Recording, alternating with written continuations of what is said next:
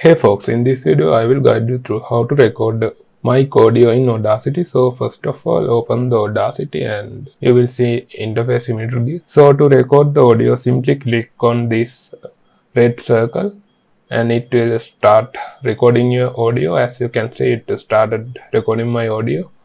So if you want to finish the recording, simply click on this stop button, so it will stop recording. So now let's play the audio we recorded.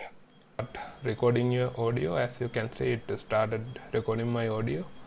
So as you can see, it recorded without any issue. So after you recording the audio, if you want to export your recorded audio, go to file and click on export audio and click on export to computer, and here you can name the export file, and here you can select the path where you want to export. So for now I select this videos folder, and you can select hertz rate and other encoding and other settings as well. I keep those settings default for now and click on export.